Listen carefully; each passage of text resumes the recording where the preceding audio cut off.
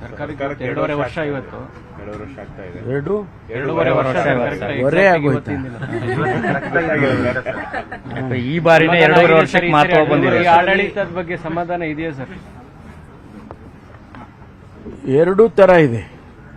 ಒಂದು, ಜನಸಮುದಾಯಕ್ಕೆ ನಾವು ಕೊಟ್ಟಂತ ಭರವಸೆಗಳು ಹೆಚ್ಚಿನ ಅಂಶ ಅಂದರೆ ಅರ್ಧದಲ್ಲಿ ನಾವೇನು ಪ್ರಯಾರಿಟಿ ಮೇಲೆ ಈಡೇರಿಸಬೇಕಾಗಿತ್ತು. ಉದಾಹರಣೆಗೆ ಗ್ಯಾರಂಟಿಗಳಿರ್ಬೋದು, ಕೆಲವು ಪ್ರಾಜೆಕ್ಟ್ಸ್ಗಳಿರ್ಬೋದು, ಇವುಗಳನ್ನೆಲ್ಲ ನಾವು ಮಾಡಿದ್ದೇವೆ ಅನ್ನುವಂಥ ಸಮಾಧಾನ ಇದೆ.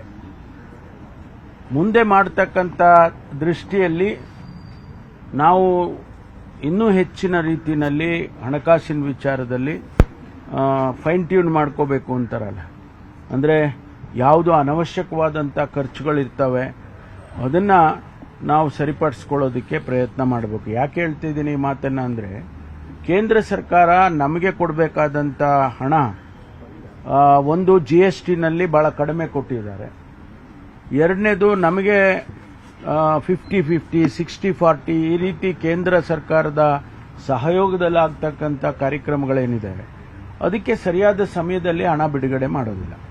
ಉದಾಹರಣೆಗೆ ನಮಗೆ JJM ಏನಿದೆ, ಏನು ಜಲ್ ಜೀವನ್ ಮಿಷನ್, ಬಹಳಷ್ಟು ಹಣ ಪೆಂಡಿಂಗ್ ಇದೆ.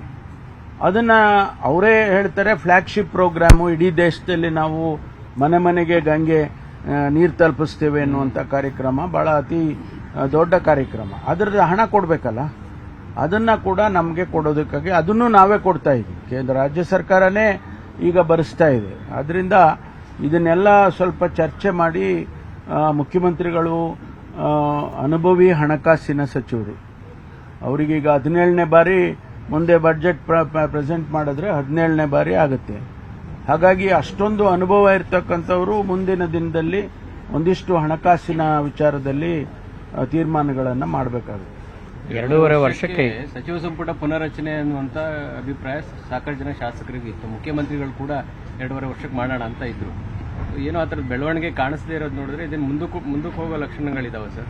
ಇಲ್ಲ, ಹೈಕಮಾಂಡ್ನವರು ತೀರ್ಮಾನ ಮಾಡ್ತಾರೆ, ಅವರೇ ಅಲ್ವಾ ಮಾಡಬೇಕು. ಹೈಕಮಾಂಡ್ನವರು ಯಾವುದೇ ತೀರ್ಮಾನ ಕಾಂಗ್ರೆಸ್ ಪಕ್ಷದಲ್ಲಿ ಹೈಕಮಾಂಡ್ನವರು ಮಾಡೋದು. ಅಂದರೆ ಇದು ಸಂಪುಟದ್ದಾಗಲಿ ಅಥವಾ ಬೇರೆ ಬೇರೆ ಇಂಥ ತೀರ್ಮಾನಗಳೆಲ್ಲ ಅವರೇ ಮಾಡಬೇಕು. ಅವ್ರಿಗೆ ಗೊತ್ತಿದೆಲ್ಲ 2.5 ವರ್ಷ ಆಯಿತು ಅಂತ, ಅವರೇ ತೀರ್ಮಾನ ಮಾಡ್ತಾರೆ. 2.5 ವರ್ಷಕ್ಕೆ ಈ ಬಾರಿ ಸ್ವಲ್ಪ ಸಾಕಷ್ಟು ಮಹತ್ವ ಬಂದಂಗಿದೆ ಸರ್ ಈ ಅವಧಿಗೆ. ಅಲ್ಲ, ಅದು ಏನು ಆ ರೀತಿ ಮಹತ್ವ ಏನು ಕೊಡುವಂಥ ಅಗತ್ಯ ಇಲ್ಲ ಅಂತ ನನಗನ್ಸುತ್ತೆ. 2.5 ವರ್ಷಕ್ಕೆ ಮಹತ್ವ ಕೊಡುವಂಥ ಅಗತ್ಯ ಇಲ್ಲ. ಸರ್ಕಾರ ಬಂದಾಗ್ಲಿಂದಲೂ ಈ ಪ್ರಶ್ನೆ ಇದೆಯಲ್ಲ, ಸಮಯ ನಡೀತಾ ಇದೆ, ಬದಲಾವಣೆ ಇದೆ, ಮುಖ್ಯಮಂತ್ರಿಗಳ ಬದಲಾವಣೆ ಇದೆ ಅನ್ನೋ ಕಾರಣಕ್ಕಾಗಿ 2.5 ವರ್ಷಕ್ಕೆ ಮಹತ್ವ ಬಂದಿದೆ.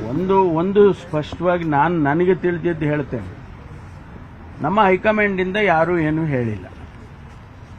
ನಾವೇ ಏನೇನು ಬೇಕೋ ಹೇಳ್ಕೊಂಡು ಹೋದ್ರೆ ಅದಕ್ಕೆ ಮಹತ್ವ ಬರುತ್ತಾ? ಮಹತ್ವ ಯಾವಾಗ ಬರುತ್ತೆ ಅಂದರೆ ಹೈಕಮಾಂಡ್ನವ್ರು ಹೇಳಿದಾಗ ಬರುತ್ತೆ.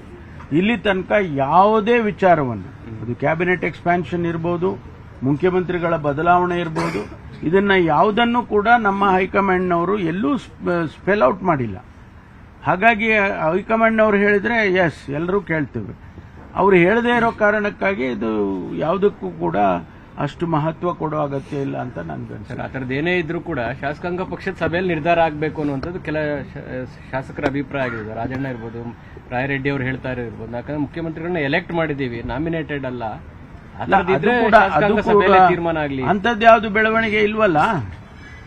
ಅಂಥದ್ದು ಯಾವುದಾದ್ರೂ CLPನಲ್ಲಿ ಪ್ರಶ್ನೆ ಯಾರಾದರೂ ಮಾಡಿದ್ರೆ ಅಥವಾ ಯಾರಾದರೂ ಆ ಪ್ರಶ್ನೆ ಎತ್ತಿದ್ರೆ ನೀವು ಹೇಳೋದ್ರಲ್ಲಿ ಕರೆಕ್ಟ್ ಇದೆ.